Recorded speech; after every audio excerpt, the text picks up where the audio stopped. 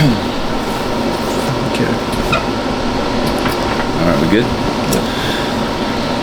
All right, good morning, Ortega family. Our intention is to give you a recap on the 51st General Assembly. We met in Richmond last week. This is take 2. The camera that I brought, I thought we had enough battery. We did not, and anyway, we're trying again. So here we go. I've already heard all this once. Yeah, so I'm gonna just briefly recap what I've already said. We generally do these recaps during a Sunday school session, but as we're taking a break this summer from Sunday school. Real quick, you want to turn that off? I do. I forgot about that too. Yeah. We wanted to provide we knew it would be a different format, so bring it to you in video form, and then you can watch it on your own time.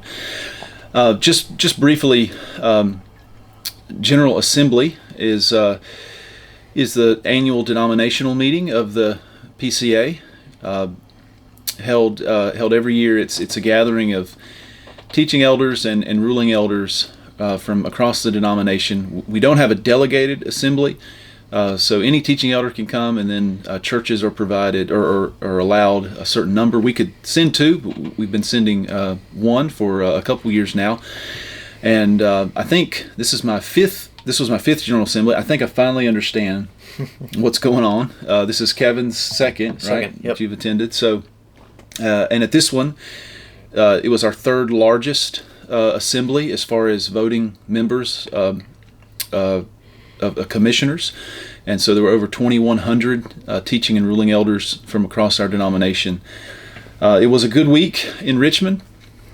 Richmond is about like any other city. It can be beautiful, and then you move a street over and it's maybe not so beautiful. So, but it was a good week. Richmond was a fine host city, and everything went well. So that's a brief just summary of just to say it was a good General Assembly. Many of the controversies that we've been dealing with for several years now seem to have been put to bed. We would hope so.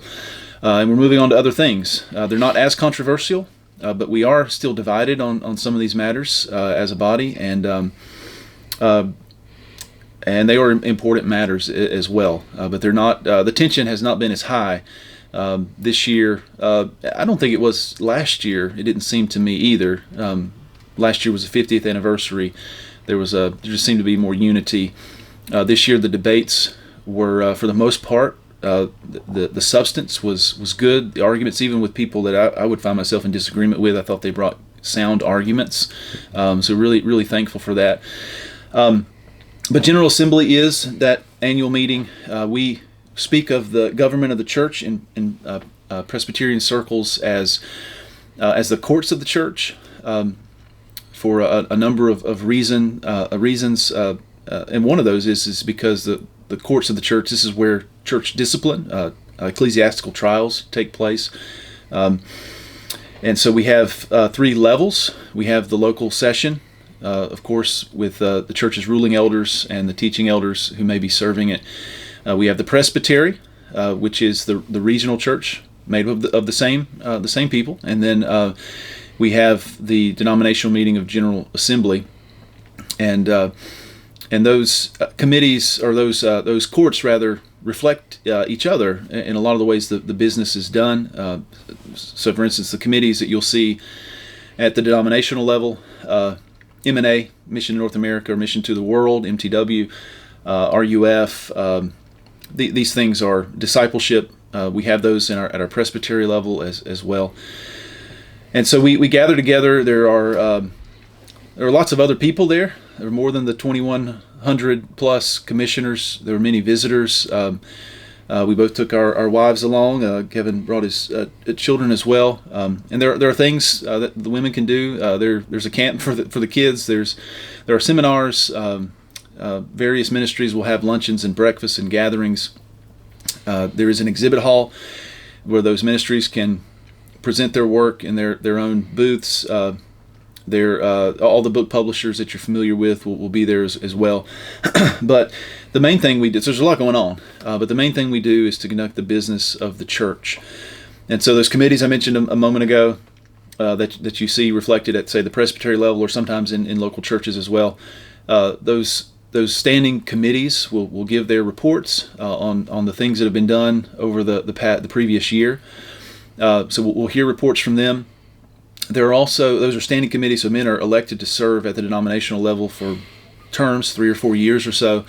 But then we have committees of commissioners. So the ones who are going to assembly as voting members can be on a temporary committee that is usually just for that assembly. And this is our system of checks and balances as a way to, for those who are attending the assembly at that time in that temporary committee, to evaluate the work of the committees as a whole. We'll hear those reports. There will be recommendations made for us to vote on. There is a review of presbytery records. So all of our minutes from we go to the local church session, reviews the deacons' minutes. Then the presbytery reviews our session records, our session minutes, and then the presbytery reviews, the General Assembly reviews the presbytery records, their minutes and their actings from the previous year. This is our we call this review and control. It's again our system of checks and balances. We hear reports from the Standing Judicial Commission, which is, of course, as we said a moment ago, the courts of the church do involve church discipline, but it would be virtually impossible for us to do it at an assembly-wide level, and so we commission men to serve on that commission to conduct church discipline. They report back to the assembly on their actions. I should say the difference between a committee and a commission is that a committee reports and presents things that can be voted on. A commission is given the power of the body to actually conduct and to finalize, carry out their business. And so we've granted that to our Standing Judicial Commission. It's sort of the highest, the Supreme Court, as some people call it, of the PCA. The main thing that people usually are preoccupied with around General Assembly has to do with overtures. This is a lower court, like a session or a presbytery, asking the assembly, the denomination, to do something. Sometimes it can be just to make a statement or to commend something. It could be to investigate something.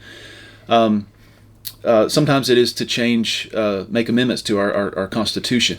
We haven't made any amendments to the changes to the Westminster Standards, but usually, about every year we're making some change to the Book of Church Order. And usually these things arise when, say, you're at you're on a presbytery committee and you're working through something. You're trying to abide by our Constitution, the Book of Church Order, and you see that maybe something isn't as clear as it should be, or maybe there are things that seemingly contradict, or whatever it may be. Something needs to be added, amended, updated.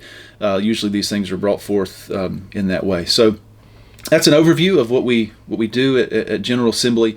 Those constitutional changes, they can be voted on and approved or denied. If they are approved, if they're going to be constitutional changes to our BCO, then they have to go back to presbyteries. They'll vote on them, and then at the subsequent assembly, so the changes that were voted on this year need to be approved by 2/3 of our presbyteries, and if 2/3 approve them, they'll be brought to General Assembly to be passed or ratified through a majority vote. So I know that's a lot.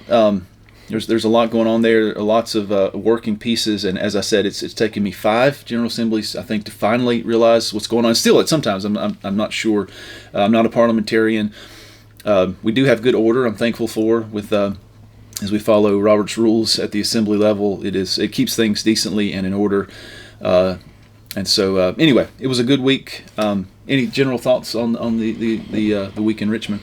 Yeah, it was conducted really well. I think our moderator this year did a really good job. The way that we do it for moderators is it alternates every year. So last year, the moderator of our General Assembly was a teaching elder, so it was Fred Greco, which anyone that's familiar with the PCA has heard that name before. He's a big personality in our denomination, and he did a very good job leading last year at General Assembly. So this year, it was time for a ruling elder to serve as moderator, and he did an excellent job as well. It was Steve Dowling. Steve Dowling. Yeah, so he's a ruling elder, did a very good job. This is somebody that's very involved in our denomination already. He served on the Standing Judicial Commission, which Josh mentioned earlier. He was the chairman of the Overtures Committee last year, so somebody that's very well capable, and he did a great job leading us along, and so we got done earlier than expected on Thursday. The general way that the General Assembly plays out is the various committees that serve and do a lot of the legwork on the front end will meet first thing on Monday morning, and they'll conduct their work throughout the course of the day on Monday, and they'll do the same thing on Thursday if needed. And then the rest Tuesday. of us, what's that? Tuesday. Did I say Tuesday? You said Thursday. Okay, I meant to say Tuesday. Yeah. So Monday and Tuesday, most of us that are just getting into town, maybe we're not serving on a committee or whatever the case may be, we get there for the start of the assembly at large, which begins with a worship service on Tuesday late afternoon, and then we move into the business of the church from there. And most of these committees that have done a lot of the legwork on Monday and Tuesday have made our job a lot easier, because we're kind of handed the baton after they've done a lot of the hard work on the front end, so that things are a lot more manageable to be able to debate and discuss at the assembly level. Because if it was left to all of us, the 21 plus 100 voting members, to deal with everything, we would have to take probably several weeks, or at least one full week, sun up to sundown, doing everything. So the way that things are kind of delineated is really helpful. And this year it was a pretty seamless transition from the work of the committees to the assembly at large. So I just really appreciated the way that things kind of flowed this year. It was easier for me to keep up, even though I've only been to one before this. I have watched the last 5 or 6 General Assemblies. Speaking of that, if you guys would like to watch the debates and see kind of the play-by-play in real time, or not in real time, but as it was in real time, you can actually go to the PCA General Assembly YouTube page, and you can find the live stream recordings from all of the assembly. And if you're interested in some of the things we're referencing and want to hear those debates and see how things played out in more detail, I would encourage people to go check that out. But yeah, that was my kind of initial takeaway. It was a really good assembly. Yeah, so that'll take us to the beginning Tuesday night. I think what we'll do is just run through the highlights of each day, and try to keep this brief. So Tuesday did begin with a worship service. The outgoing moderator, Fred Greco, brought the sermon. It was a good worship service. Usually that first worship service is very reformed, I guess we could say. That's been my experience. Sometimes there are things that just that I would like to complain about. My only complaint this year is the same one I have every year, and is that we only have grape juice in the Lord's Supper. So I don't know if that'll be changed or not. But anyway, it was a delightful worship service. It is good for us all to gather and to be a part of that. But then we do have some business to take care of on Tuesday night. So following the worship service, we have a report of our stated clerk, who is Brian Chappell, and sort of gives a state of the denomination report. And the PCA, by God's grace, continues to grow. And so we're really grateful for the Lord continuing to add to the church. We have to do a couple of things. One is we have to elect a new moderator. So he mentioned ruling elder Steve Dowling served and did a fine job as our moderator this year. Got us out in record time. We were done about mid-afternoon on Thursday. Sometimes we've gone into, it is possible that it could go into Friday morning. We have been debating very significant items at midnight and even later, and people are tired and tensions kind of rise as well. It's not the best way, but the last couple of years, I think there was a movement to try to re-examine our docket a couple years ago, but there have been some adjustments that have really helped things to flow, and having a good moderator helps as well. So we elected the moderator to serve for this year. He was not opposed. Usually you have a couple who were presented nominated for moderator. This was an unopposed nomination, so Steve Dowling served and did a good job. We do have to approve a couple of things. If there are matters that have come to one of the committees that have to do with our assembly operations, if you have a book of church order, those colored pages in the back are our rules for assembly operations, and those are voted on immediately because they go into effect immediately, and so they might affect the way we conduct business going forward. So we vote on those, and then we also vote to ratify those things I mentioned a little earlier, that if there have been proposed changes to the book of church order to our Constitution that have been approved by the presbyteries, they come back to the assembly and we ratify those. Sometimes that goes without any debate, and those things pass rather quickly. This year's there was one item in particular that was debated, and which overture was that? Number 1. So overture number 1, that was from the 50th Assembly last year in 2023, was to essentially that only those who hold office in the PCA should receive those official titles of office. So we think of our officers as elder and deacon. We use, of course, for teaching elder, we use the term pastor. The issue here would be for someone to be called by the name of an officer who has not been regularly ordained and installed in that office. And so if you have a youth director, to call him an assistant pastor of youth, that would be one example. What came up is what everybody knew would come up. It's the fact that we only ordain men, of course, in our denomination for elder and deacon. But there are churches who have deaconesses. They are not ordained, at least I hope there's not a church in our denomination who are ordaining women as officers. We do make provision for women to be commissioned by the session to serve alongside the deacons. And this makes sense. If you think of the deacons' work dealing with widows and mercy needs, it certainly makes sense that you would have men and women as well who could serve in that capacity. But we don't ordain women. We believe that is restricted to men according to Scripture. And there are some churches who put the deaconesses on an equal footing with the men who are ordained. And it came. And we knew this was a practice in some churches, but it came out in the general debate that night. Now, there are some churches who just refuse to ordain deacons at all. Since women can't be ordained, we're not going to ordain the men, and we're going to just commission them to serve. There are others who got up to argue for women deacons. That was not the issue. I mean, it's related, but it was not the issue. So there was some debate there, and but overall, this was approved. It was ratified. It goes into our BCO that only those who have who are ordained to office should receive that title of an officer. In relation to this, on 2 days later, on Thursday, there was a protest filed because of this action, and the reason had to do with our Korean brethren.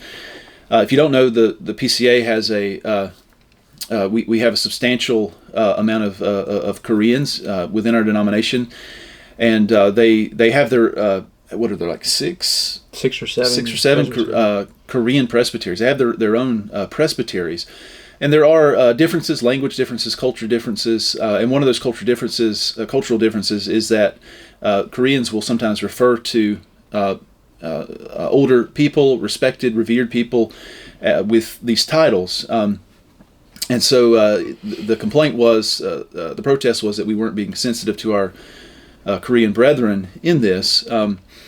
And just I don't know what your opinion of it is, but my personal opinion on this is that we understand there are cultural differences, but that still shouldn't it shouldn't. The cultural differences still need to be brought under. The cultural practices still need to be brought under the scriptural authority. So, so I was grateful for this this amendment to the Constitution. I'm glad it passed. Did you have any other thoughts on that one? No, I can talk about the next one if you want. I mean, I've just pretty much second everything that you have already said about this one. So as Pastor Josh mentioned, the way that these work is we have changes to the BCO that are proposed to the General Assembly by overtures, and if those overtures pass, then they are then taken up by presbyteries to vote on, and 2/3 of our presbyteries have to approve those changes, and then if that happens, then at the subsequent General Assembly, they must be voted on by a majority again in order to actually come into law, as it were, in our BCO. And so we had three things that were coming back up to this General Assembly that we just had. So once we voted on them, they would be then put into place officially. And so he mentioned the first one there with the titles issue, the titling of unordained people. So we restricted, as a denomination, we voted to restrict the titles of officers in the church, pastor / elder and deacon, to only those who are ordained to that office. And that's to bring clarity in the way that we are referring to people. And it's not, I wouldn't say it's a majority of churches that are doing this, but there are some, as he mentioned, that seem to perhaps be playing fast and loose with titles in that way. That one was substantial, but I think the second one was even more substantial, and that's because it has to do with the side B or same-sex attraction or revoice controversy that has been a topic of discussion in our denomination for several years now. And with this issue, there have been several attempts at presenting overtures to the General Assembly in order to be more specific with our language in our Book of Church Order, so that we're clearly going forward with people, men for ordained office, who don't seem to be confused with a lot of these sexually confusing issues in our culture. So there was a lot of attempts to, let's be very clear about what we believe about biblical sexuality and how that relates to men who are seeking ordained office and how they describe themselves and those kind of things. But because it is hard to change our Book of Church Order, these overtures either weren't passing at General Assembly, or if they did pass at General Assembly, then they weren't ratified by 2/3 of the presbytery. So there was a lot of work on kind of both sides of this issue to come to an agreement of how broad and how specific we wanted to deal with this issue with our language in our Book of Church Order, because if we are confusing with our language, then that means that any potential process that happens down the road, if somebody is alleged to be out of accord with the Book of Church Order, that could get very confusing if we have confusing language. And so there's been a lot of work to come to a nice solidified position in our denomination. And so that last effort, which was, you'll see it now if you were to pull up the PCA Book of Church Order app. You should see it pretty soon anyways, reflected in the app, because it seems to be updated pretty quickly. Or on the PCA website, you can pull up the forthcoming edition of the Book of Church Order, and you'll see this in BCO chapter 8 and chapter 9, that there's two short little paragraphs that are being more specific with language about sexual purity and self-description. And so those things had passed the 50th General Assembly. They passed by 2/3 of our presbyteries, and then we voted on them here in Richmond. And these two segments of the BCO, chapter 8-2 and chapter 9-3, have now been ratified. And so to me, that's kind of a big deal, because it's been a long road, maybe been a potentially, a road that's been a little disheartening to those who are concerned about our denomination and where we stand on the issues of sexual purity, and a lot of language that's thrown around in our culture about being claiming to be homosexual but not practicing that, and where the lines can potentially get blurred. There's a lot of people that were concerned of what kind of trajectory is the PCA going down, and I think these two, having been ratified, these two segments of the BCO now give us helpful, and I'll just read just part of the language, but they give us just a helpful stance on kind of snuffing out this issue once and for all. One of the segments says, referring to those who are seeking ordination, he should conform to the biblical requirement of chastity and sexual purity in his descriptions of himself and in his convictions, character, and conduct. And so that's just one example. There's more language in there, but it's a helpful nuance, but also a clear stance on where we are with this issue. So I was really encouraged that this one passed, and seemingly without any debate that I remember. I don't remember any debate about it. I don't think so. Yeah, and I was glad as well. This is years in the making. The overtures that were put forward to make the changes to the Constitution in this area before. It's not that they were wrong; they were fine, but there was not a consensus on the language, and for various reasons, and some of it was justifiably so. Even if you agreed with the intent, they could be sometimes maybe stated in such a way that things are changing so fast that if we adopt, let's see how to put this, if we try to refute an error by maybe adopting the language that the error has been used. For instance, one of the overtures in previous years was, he shouldn't describe himself as a homosexual, but even that term now is one that's, I guess, offensive, that people even describe themselves in that way don't want to use that terminology anymore. So we needed something that was more that would be lasting, and I think too there's been some men who were approving of side B. You've seen some change. Some people have come around. It's taken time for people to really investigate the concepts of not just sin, but also concupiscence, indwelling sin, the way we describe ourselves, and so this was good. Hopefully, it puts it to bed. Of course, at least it gives us a place as controversies like this arise again. We've got something constitutional to work off of. So I think we move on unless you want to say something about the next one. But that was good. We'll go on to Tuesday morning now, and I'm going off of our docket as far as the things that we were scheduled to consider as far as our business goes. We did get, and I could be a little off on when we consider things, but we got behind, as we always do, but then we got ahead.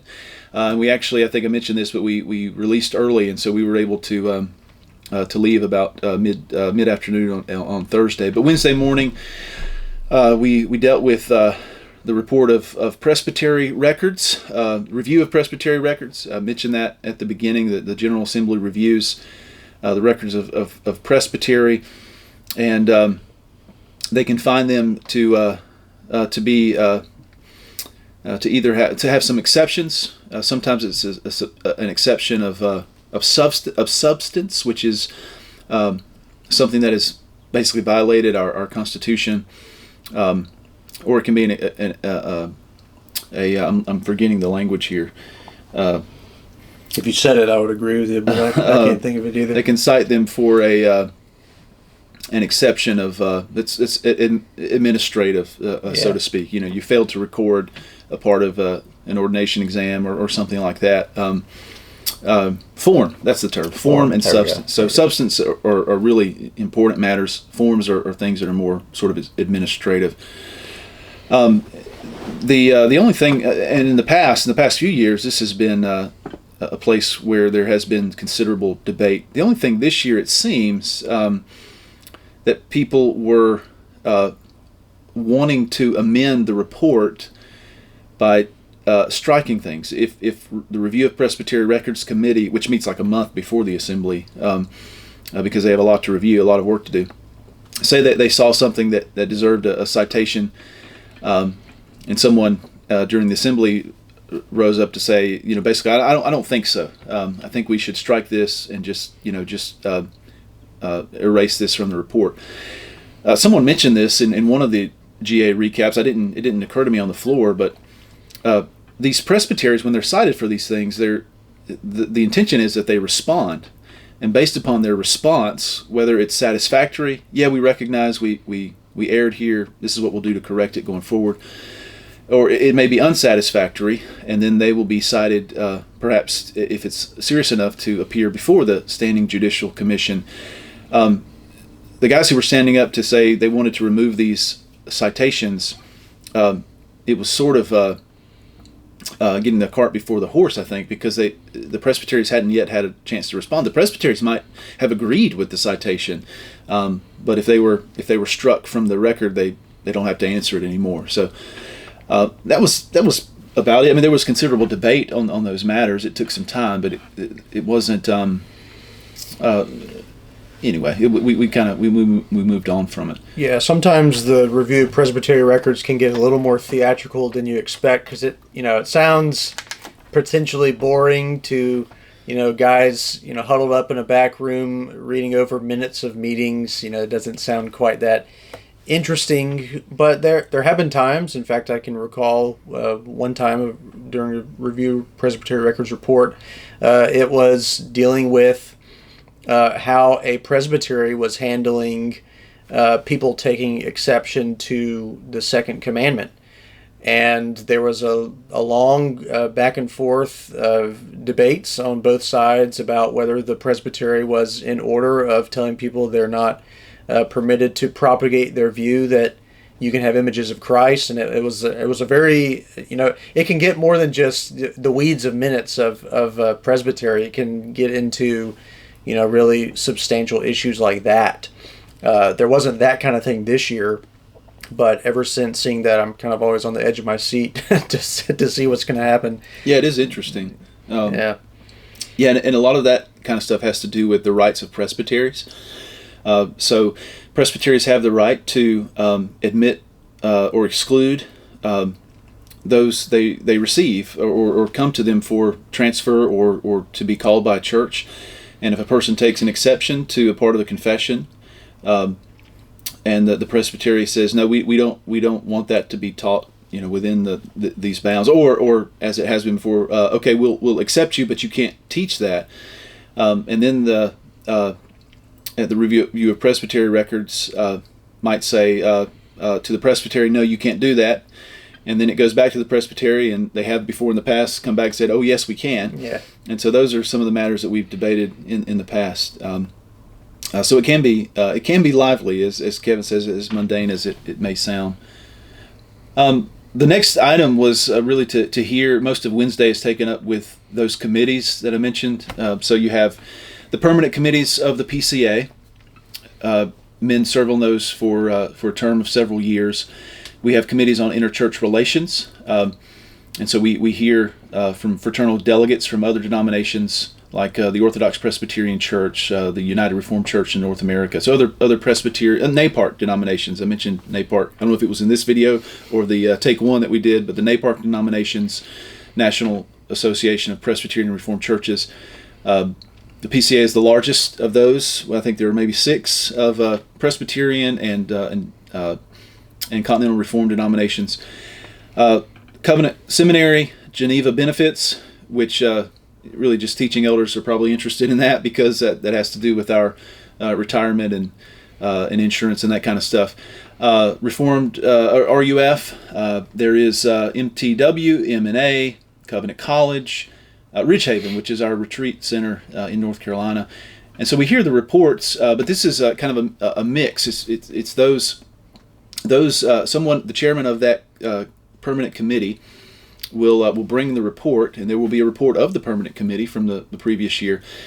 But also each year, those the commissioners, as Kevin mentioned, those committees that meet on Monday and Tuesday, the commissioners who are attending this year's assembly will serve on that committee for that agency of our denomination just for that time, and they will review this is again part of the review and control. It's the checks and balances.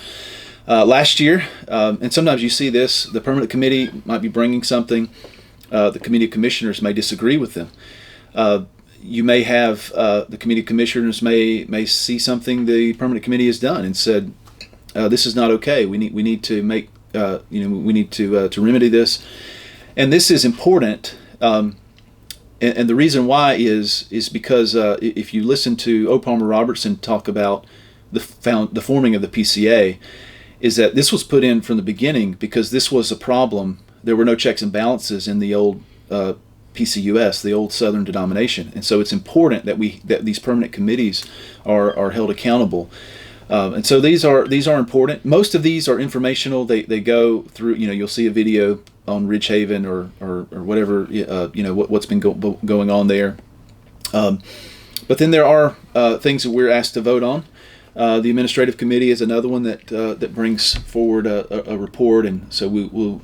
In the recommendations they make, we vote, say, for the stated clerk to serve another term, those sorts of things. One to note about this was in the report from Covenant College. I knew about this, but I'd forgotten until the report.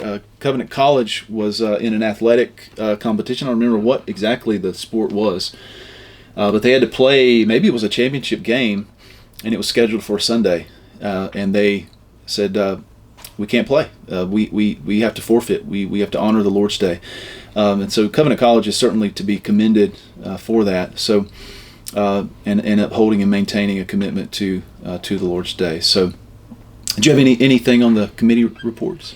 No. The one kind of humorous item. I don't think the stated clerk found it funny, but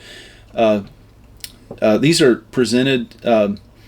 In many of these reports are presented in omnibus fashion, which is to say we're going to vote on all of these at the same time, and usually things will come in an omnibus if they're not controversial. But according to Robert's rules, which we have adopted to follow, any voting member can ask. It doesn't have to be approved. Anyone can ask for one of those things to be pulled from the omnibus and to be taken from the omnibus to be put under the bus to get run over, I guess, or something, but to be voted on individually. And so that way, if a person thinks it's a matter either they don't agree with or something that needs to be discussed and debated, and so the stated clerk serving for another term was actually pulled out. So we voted separately on the stated clerk, and I'm sure his eyes were looking at the screen to see, just how close the vote was. But it was approved. And Brian Chappell serving another term as our stated clerk. We did hear a report from the Standing Judicial Commission we mentioned earlier, and they print out, and as far as the documents go that we have leading up to and during the assembly with the all the reports, the on-site editions. I mean, there are literally thousands of pages that if you wanted to work through all of them. The SJC report, the Standing Judicial Commission, is a lengthy report because they give us. Though they are a commission, we don't vote on their report. As far as I know, we don't vote on anything. I could be wrong, but they, as far as they're conducting church discipline, they're a commission, and so their judgment stands with those discipline cases. But they do provide for us the basic facts of the cases, and that's a very lengthy thing. And so that was about it for.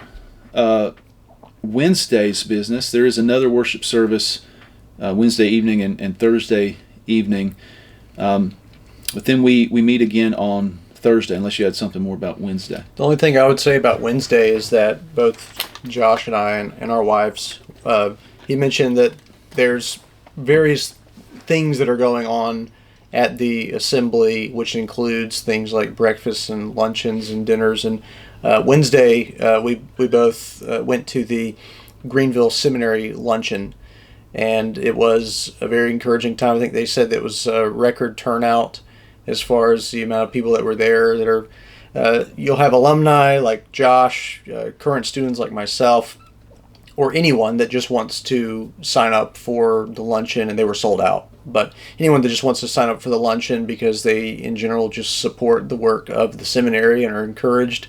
And so Greenville has really continued to be elevated, even though it's not a denominational seminary. The large amount of graduates from Greenville do go on to serve in the PCA, and many of the professors that are there are ordained in the PCA, but there's other representation such as in the OPC and elsewhere. But the luncheon was really encouraging. I found it to be very encouraging. I got a very nice cup here, and I think you got one too, right? Yeah. So they just really reported on what was going on with the seminary, and we heard from President Dr. Jonathan Master. And anyways, it was just a very encouraging time. It's made me very proud to be part of that seminary, and we're thankful for what the Lord's doing. But there's all kinds of things that are happening. You'll have similar things happening with Reformed Theological Seminary, and there's a handful of other seminaries and institutions that are there at the General Assembly that host those kind of things. So it's always encouraging to be part of Team Greenville, though, whenever we're at those. Yeah, it was good. It's always a good time. So Thursday morning, we things did overlap from Wednesday, carried over into Thursday, but we heard a report of the nominating committee, and this is I just mentioned this because I've mentioned these permanent committees, and this is where men are nominated and voted on to serve the denomination on all of its committees. I think I failed to mention a couple of them: Committee on Discipleship Ministries and PCA Foundation as well, which is a way for people to. The foundation is ways for people to give to the denomination, and they're even with non-liquid assets they may have. So if you're interested in that, giving to the church or to the denomination as a whole, the PCA Foundation is helpful there. But those committees, people are nominated to serve, elders and pastors, and the nominating committee will bring their nominations. You're also allowed to nominate someone from the floor. And interestingly enough, this year there were some floor nominations that actually were passed as opposed to the committee's nominations. Yep. But this is there weren't as many nominations this year. Many of them were unopposed, and so they didn't have to run to see if they got voted in or not. And then during this time, the new members of the Standing Judicial Commission will also take their vows as they serve as a commission of the denomination as well. But then we got to the overtures report, and that's what everybody's interested. If you're interested in GA at all, that's what everybody's interested in. We kind of save the best to last. And so the overtures committee, as Kevin mentioned, they meet at the beginning of the week before the assembly per se, the wide assembly begins, and they're to be commended for their work. It seems like it was pretty smooth this year because they concluded their business very early, and the chairman Steve Tipton did a good job. I do mention this. It's interesting now that in the committee chairman, as well as people who are standing up for debate, the elder statesmen of the PCA, we don't hear as much from them anymore. It seems that more and more, I'm looking at guys who are like my age now, and there seems to be men who were younger in the denomination are now in positions of serving on these committees and influence in the denomination.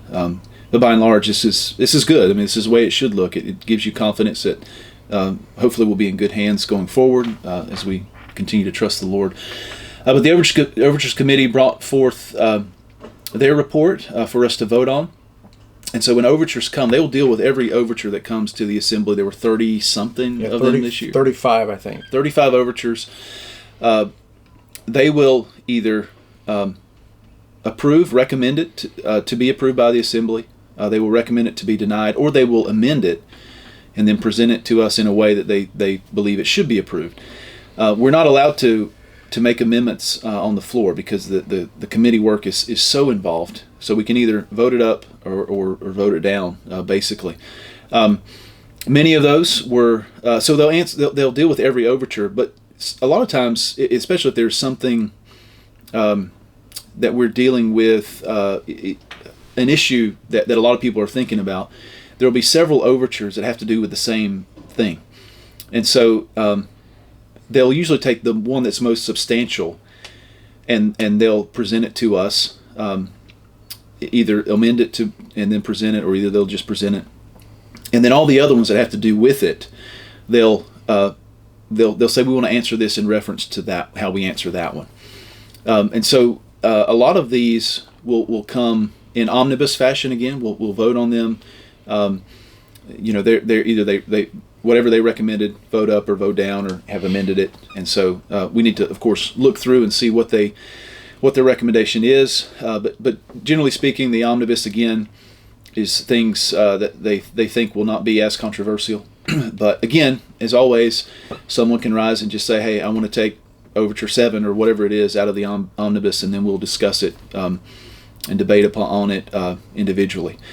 So many were in omnibus form, but then we did have others that we considered on their own. And there were a few, there were probably, in my mind, I've got 3 that were, I guess, there was the most debate on. Do you think there's more? And I was going to do the directory, the Sarah Young thing, and the witness. Yeah. I think that's pretty accurate. That was my general takeaway. As you mentioned with the omnibus stuff, a lot of times we assume that overtures are going to be controversial because those are the ones that are heard about kind of at the broad level on social media and all the rest. But oftentimes these are overtures that are not controversial at all. It would be something like, there's a PCA church in Daytona, which is technically part of Central Florida Presbytery, but let's say that our Presbytery, North Florida, and Central Florida Presbytery wanted to allow that church to become part of our presbytery, and if both presbyteries agree on it, then there'll be an overture to just change the boundary lines of the two. And as long as both presbyteries are okay with that, it's a pretty uncontroversial thing, and those kind of things are just voted on. You don't hear floor debates about that kind of thing. And there were, I think almost every year, there's boundary changes with overtures, and there were a few of them this year, and we didn't debate on them at all. They were just passed in omnibus. Just one thing to say before you move to these overtures is that I want to commend the Overtures Committee, which, by the way, the Overtures Committee is just made up of teaching and ruling elder representatives from each presbytery. And so, for example, our presbytery would send a teaching and a ruling elder to be part of the Overtures Committee, and that's kind of the practice every year. So these aren't kind of, from nowhere people. These are people that are just from each presbytery that are doing the legwork on the front end. But I want to commend the committee because I think they did an excellent job distilling everything for us. It made debate really, really good. And you can also see just the voting record from their report. The Overtures Committee was virtually unanimous on almost everything, which is also just, a big deal of commendation, because there's substantial debate that's happening in the Overtures Committee on each of these items, and they're doing the best work on both sides of the issue. They're presenting the best language, and then they're bringing it to us kind of for final deliberation.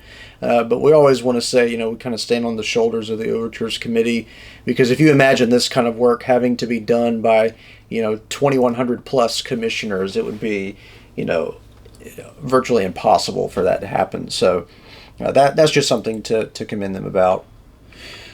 So which one was the Sarah Young? Which overture was that? Well, let's see. There was an overture regarding the book Jesus Calling, which may seem to be a surprise at the PCA General Assembly. You likely or have heard of this book. I've never read the book. I've not heard good things about the book. But it essentially, I hate to comment on it having not read it, but what I've heard is that it essentially presents a woman who 33 is seeking communion with the Lord and seems to be hearing Jesus, as though Jesus were speaking to her in sort of by direct revelation as he's calling to her. But again, I want to be careful with my comments there. But it's been enough of a concern that someone brought it to the General Assembly. And the reason it was brought to us is because Sarah Young was in the PCA and served with MTW. Her husband is an ordained teaching elder in the PCA. This was an overture that was brought from an individual, which is usually like that's a guarantee. It's not going to get through. Even if it comes from a session, usually it won't get through. So this is if a presbytery won't approve to send it, a session can, and apparently I didn't know an individual can as well if maybe a session won't approve it. But usually these things don't pass because they don't have the weight of others signing off on it. But it not only made it to the Overtures Committee, it made it to the floor, at least in an amended form. And what the amendment, what was do you remember what the original was asking? The original intent of the overture was requesting that a study committee be formed on the book. And that action can often take a long time. When a study committee is formed in the PCA, they don't carry any judicial weight. So when a study committee comes together, perhaps on the issue of the doctrine of creation, or a recent one, which before Tim Keller passed away, he and Kevin DeYoung and some other noteworthy people in the PCA were on a study committee about human sexuality, and I think that was like a 2-year process almost at times. Well, it depends. Yeah, I mean, it can be a report to the next General Assembly. It just depends on how long the work takes. But it's somewhat of a theological or biblical treatise on a topic, and then it's just commended to us as a denomination. But that was the original intent, was to form a study committee around this book. But the overture was amended heavily. Basically, it was taken and almost reworded entirely, so it has now a new direction. That's not a study committee. Yeah, and it likely wouldn't pass. In my opinion, we are fatigued by study committees. We've had several over the recent years. The PCA has had many in its history, and they're important. But we don't need a study committee for everything. And so the way this was brought to the assembly was that because this book and its wide influence, I mean, it's the kind of thing where you open the Christian Book Distributors magazine, and it's not just this book, but it's also the calendar that goes along with this book and the video series, and also the sort of spin-off books that go with it that takes up maybe multiple pages. It's got a huge influence. I mean, millions of copies sold. The problem is that when you have someone in the PCA writing something that many believe to be outside of our doctrine, that Westminster Confession Chapter 1 states, the closing of the canon of Scripture, God's ways of revealing Himself in the previous times have now ceased.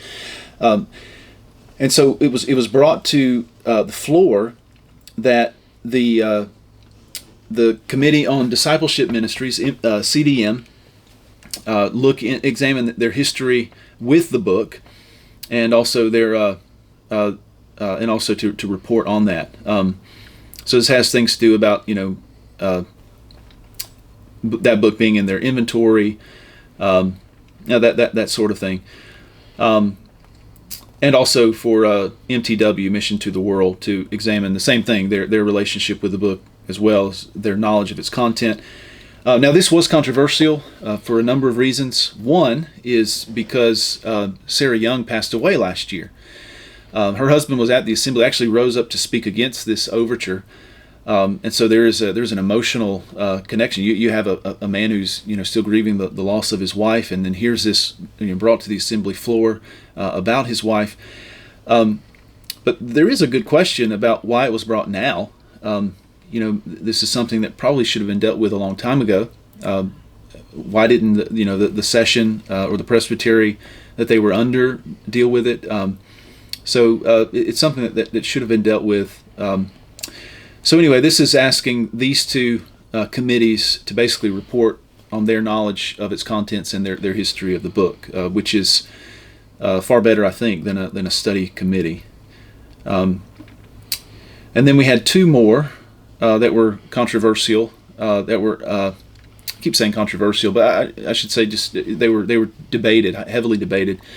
One was that we make our the chapter in the Directory for Public Worship on preaching, that we make it constitutional. Now, in our Constitution, we have the Directory for Public Worship, but it is not binding. It's there for as a resource. It's something we should look to. The part of our Constitution that is binding, our Book of Church Order, says that we should look to it. But it's not binding, which is likely part of the reason why there are so many broad practices in worship in the PCA. But we have made part of it binding. The chapters on the sacraments, baptism, and the Lord's Supper are binding, and we also made the one on marriage binding after the Obergefell decision to say that we have a constitutionally binding strength in it. Well, also in the Westminster Confession, but in our Book of Church Order as well, to say that marriage is only between man and a woman. And so the argument is that there is a movement to try to get us a constitutionally binding directory for worship. I think there would be a lot of work. A lot of people are opposed to this, but there would be a lot of work to get it to where something that everyone could agree on. But the argument here is that if we're a ministry of Word and Sacrament, we also need to make the chapter on preaching constitutional as well. And this is really confusing because you have a constitution that includes a directory for worship that's not constitutional, except for the parts that are constitutionally binding. This overture failed, and there was more to it than just that. It was also to say that only men can rightly preach God's word. Now, this likely arose out of another issue with the Review on Presbytery Records from last year.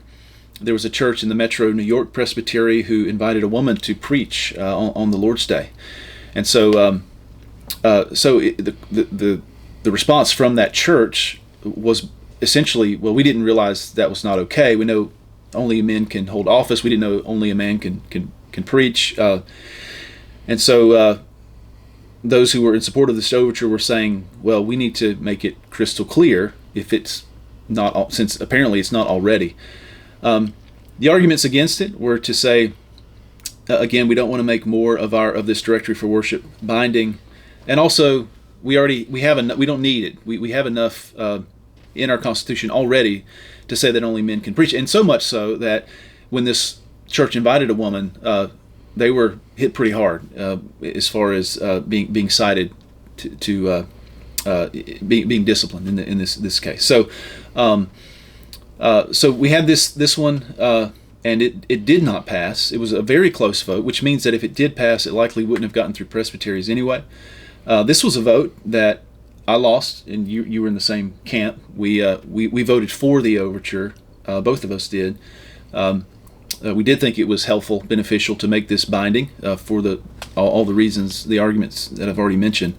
But ultimately, this one did not pass the floor of the assembly. Yeah, this was one of the only ones that the floor, or the assembly at large, voted against what the Overtures Committee had voted for, because the Overtures Committee actually recommended for us to accept this, or to approve it to affirm it as amended is the actual proper language to use.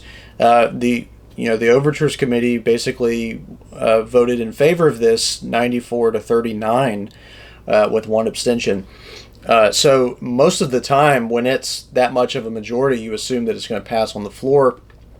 Some people were saying that because this one was pretty early on in the Overtures Committee report, and we actually had started this one even a little bit earlier than what was assumed as far as the docket time went.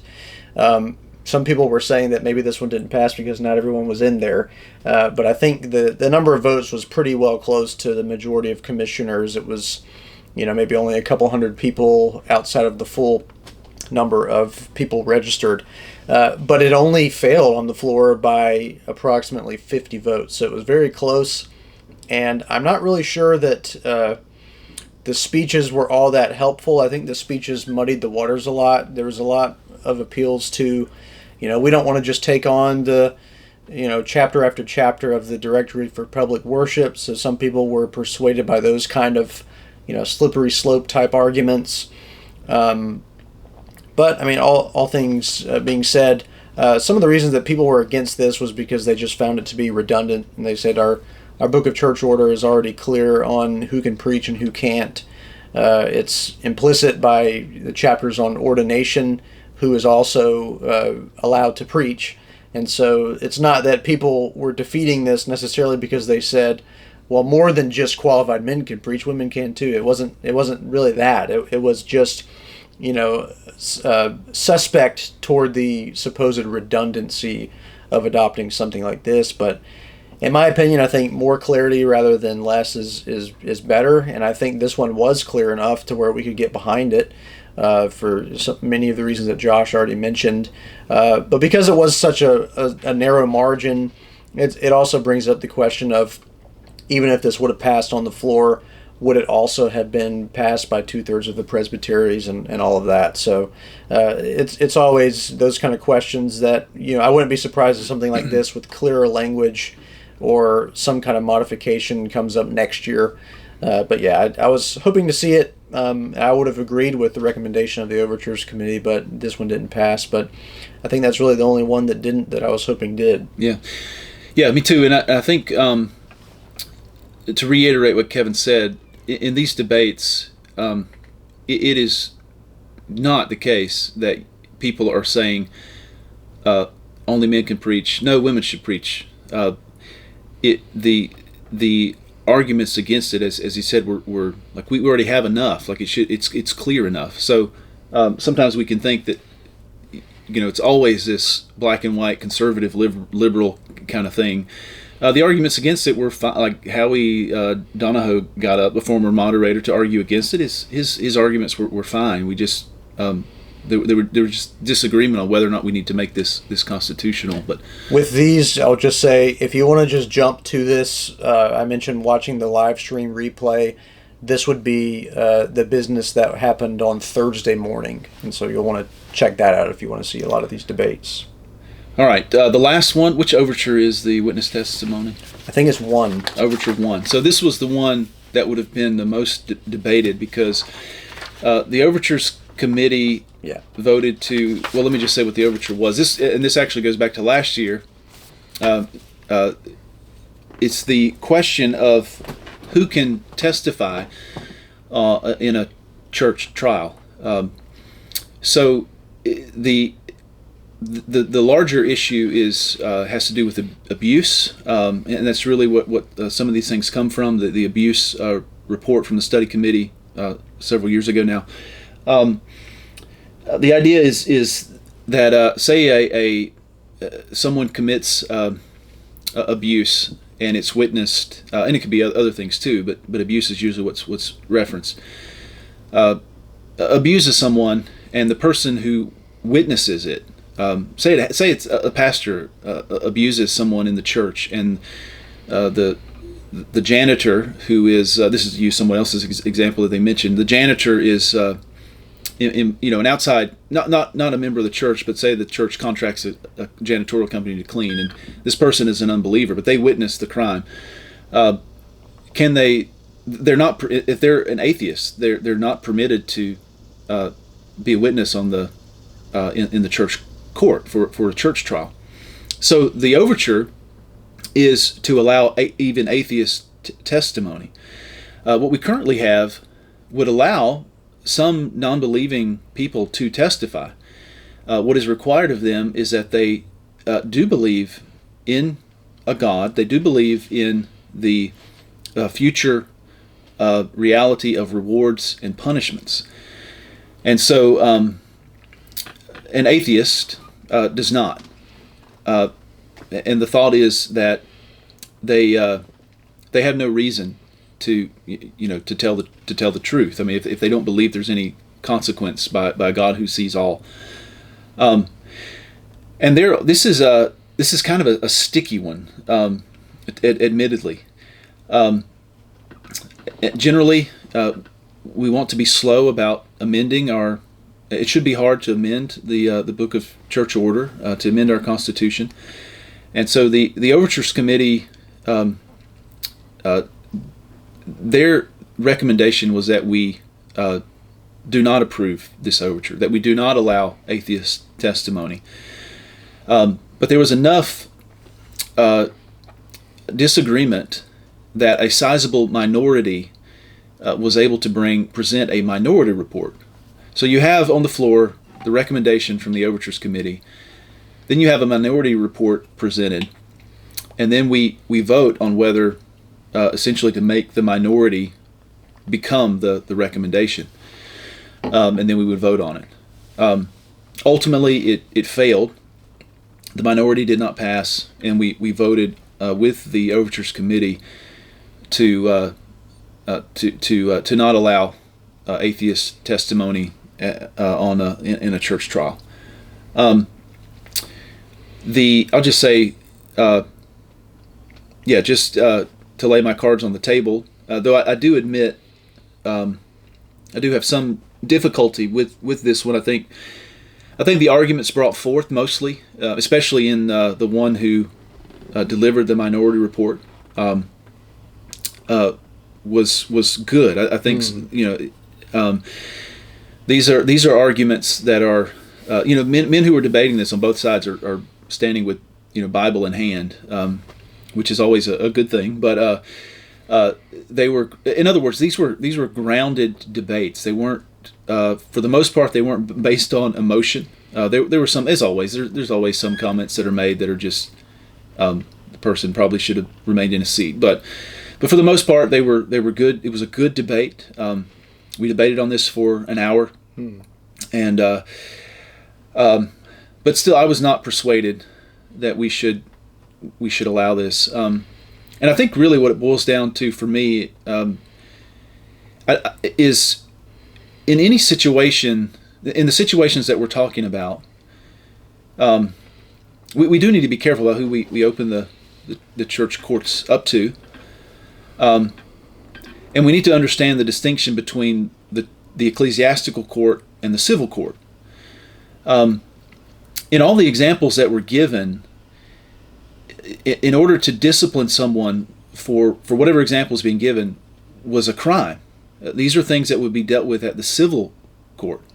And whatever evidence is provided at the civil court by whomever, an atheist, a Muslim, another Christian, whoever it is that provides that testimony, and it stands as evidence, we certainly can use that evidence if that person is also going to be tried in the church, in the court of the church by a session or presbytery. And so I think what we have is sort of maybe not a confusion, because people are. That is an issue that they're understanding, that of course, the difference between the civil and the ecclesiastical courts, but it seems to be a conflating, at least in my mind, of the two. One argument was given, what if a pastor does something in a grocery store and an unbeliever witnesses it?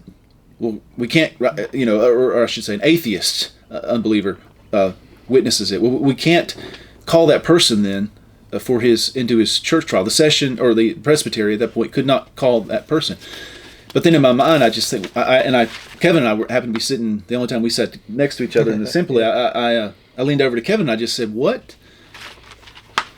could a pastor do in the grocery store that is going to demand a church trial that is not also going to be demand a civil trial? It wouldn't be a crime." I mean, maybe there's an example that just escapes me, but it seems that in every example that's given, these are going to be dealt with civilly, and that we need to keep our distinctions. So I understand where they're coming from, and I think many of the arguments are good. They just weren't enough to persuade me on that. But we voted with the overture's recommendation. We're not making that.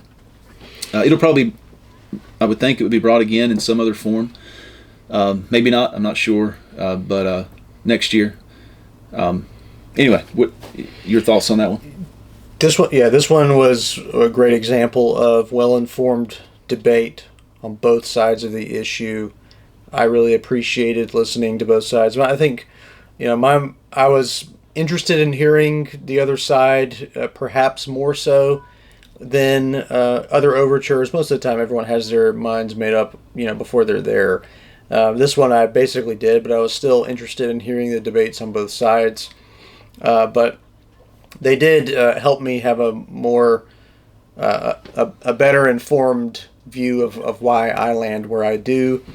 And a lot of the things that were brought up, there's always a concern that perhaps the cultural winds are blowing upon the denomination. Historically, not too long ago, our denomination heard a report from a committee that was formed to handle the issue of abuse in the church. And so there are some that are of the mindset that spiritual abuse is running rampant in our denomination. And so for the sake of victims, we need to allow every opportunity possible to give them justice. And part of that, according to that appeal, is to allow for atheists to be able to testify in church court so that presumably pastors who have been abusive can be held accountable.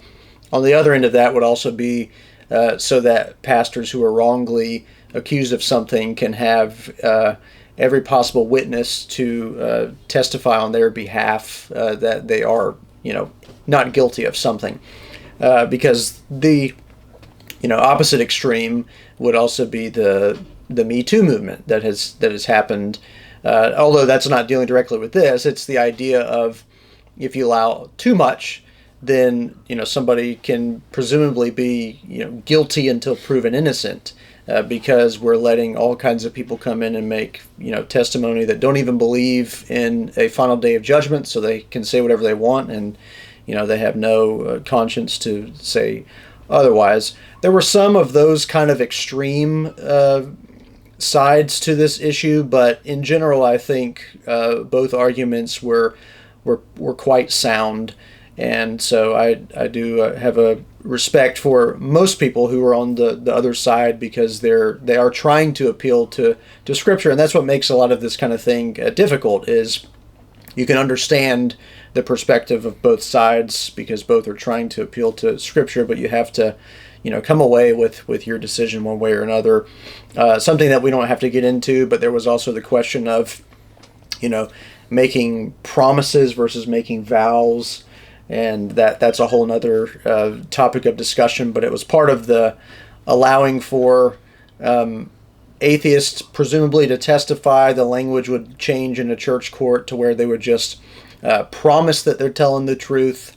And so some people didn't like that, because the whole point of church courts is to utilize the proper use of making vows unto God and all of that. So there's a lot in that, but I'm happy with how things went. I think it respects the dignity of the ecclesiastical church courts, the ecclesiastical courts of the Lord, and it was really helpful to kind of see that go the way it did. But that's pretty much all I have on that one.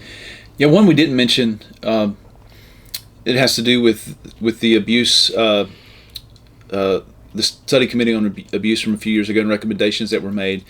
There's been a push to require officers to that churches do background checks on all their officers, and the pushback against that is that we don't like to be forced to have to do something. There are other issues as far as how beneficial those background checks actually are, as far as what they reveal and everything. But I think what we decided on is that we're recommending that that background checks be given. So it wasn't it wasn't mandated. So Yeah. it seems to be a helpful way forward. So What's strongly encouraged is not the precise language, but essentially that was the stance, is that it's strongly encouraged. And a lot of the concerns were, some from a monetary standpoint. Well, who pays for the background checks? Is it the presbytery's responsibility? Is it the local church? But then also, if we're requiring background checks, and that's in our book of church order, that this is a shall issue, then that means that ordination is a process that is required to be done alongside the government. And depending on where you live, what your state requirements are, a lot of people didn't like the idea that we had this connection to the civil sphere in terms of how we're going about ordaining people and all of that. So the issue was, people going against it weren't saying who cares about background checks. They were just saying we just need to say, it's strongly encouraged, you really should do it, versus you are required to do it. And those are the reasons why. Well, yeah, and with an increasing hostility of the state against the church, we may be at odds with what the state would approve of. What would be in that background check is what they would say is a red flag versus what we believe is a red flag. Yeah. So again, I think it's another related issue of seeming to. Of course, we want to do our due diligence. We want to protect the church from abuse. I think it's a good idea to do background checks. But as Kevin mentioned, there is a distinction between should and shall. Shall is binding. Should is very strongly encouraged. So I thought that was a good way forward. Yeah, some people have said that this assembly was the review and control assembly in terms of how the overtures, what topics the overtures were by and large dealing with. Maybe we could also say, based on a lot of these that we've talked about, it's the church and state assembly, because so many of these overtures are kind of wrestling with that issue of what is the relationship between the church and the state when we think about witness testimony and background checks and all those kind of things. Yeah, but overall, a good assembly. Very thankful to be a part of the PCA. The PCA is a big tent, and hopefully that reflects a Catholicity. But I'm very thankful for what we stand for: the Scriptures, the Reformed faith, the Great Commission, and I think I'm very very encouraged to be a part of the PCA, and very thankful for this year's assembly and all the work that was done. So next year's assembly will meet in Chattanooga this time next year, and Lord willing, we'll look forward to being part of another one. So, yep. Anything else? That's all I got. All right. Well, I hope this is a helpful recap and not too confusing.